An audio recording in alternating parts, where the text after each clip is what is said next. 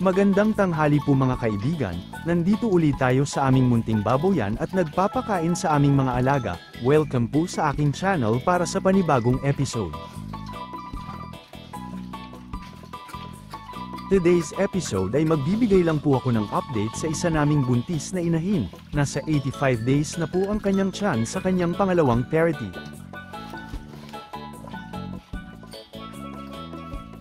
Kaninang umaga ay nagbigay na po kami ng unang dose na 5 ml na iron vitamins, hindi lang po nakuhanan ng video dahil naging abala sa ibang mga gawain. Magbibigay uli kami ng pangalawang shot sa ika-105 days pagkatapos ng dewormer sa ika-100 days. Ito na po ang nagiging practice namin. Sa ganitong stage na pagbubuntis ay makakakuha na ng nasabing bitamina ang inahin at lalong-lalo na ang mga piglets habang nasa loob pa. Ang pangalawang dose naman ay bilang pabaon natin sa inahin o bilang paghahanda sa kanyang panganganak. Very stressful sa kanila ang araw na ito kaya mas mainam na may baon siyang sustansya para hindi siya manghina. Nagiging mas matako na sa pagkain ng mama pig at kapansin-pansin na rin ang paglaki ng kanyang tiyan. Pagkatapos kumain ay hihiga kaagad dahil parang hindi na nakakatagal nang nakatayo, mukhang nabibigatan na siguro sa kanyang dinadala.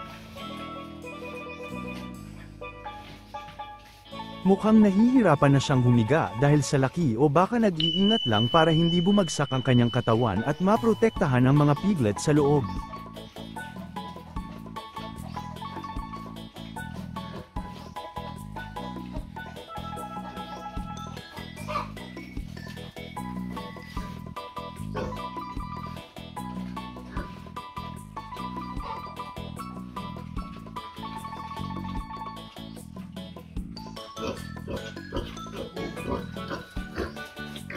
Nakadapa na sa sahig ang alaga at himasin natin para ipakita niya ang tiyan.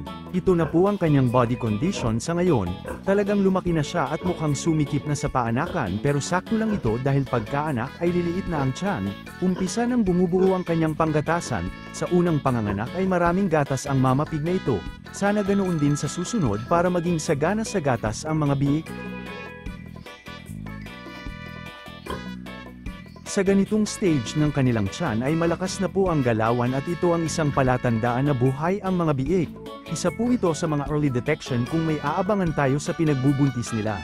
Kailangan po kapag umabot na sa 80 days pataas ay may maramdaman na tayo na may gumagalaw sa loob, may halong kaba at excitement. Normal lang po ang ganitong pakiramdam at parte na po ito sa ating pag-aalaga. Mas nagiging excited na rin po kami para sa mga bagong piglets para may bagong aalagaan naman. Sana magiging malusog sila. Wala masyadong problema sa pinagbubuntis at sana ay gabayan tayo ng Diyos. Kumpara sa nagdaang panganganak ay mas malaki ang kanyang tiyan sa ngayon. Pero kahit ganoon pa man ay hindi naman natin malalaman kung ilan ang ipagkakaloob.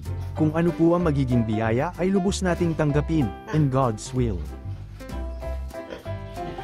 Nakita po ninyo na may pamumuo na sa mga utong at habang papalapit ang kapanganakan ay mas mamuo at lumaylay pa ang mga ito.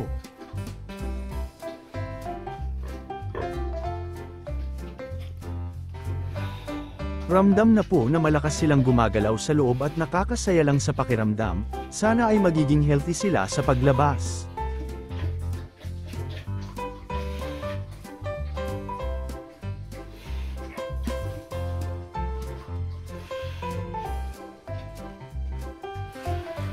Ang inyong natunghayan ay base lamang po sa aming pamamaraan at experiences bilang backyard raiser. Maaaring hindi angkop ang aming pamamaraan sa ibang mga nag-aalaga. Hanggang dito na lamang po ang aking video. Sana ay inyong nagustuhan at may nakuhang mga simpleng kaalaman sa munti kong ibinahagi. Hanggang sa muli, daghang salamat sa inyong oras sa panunood at happy farming po mga kaibigan.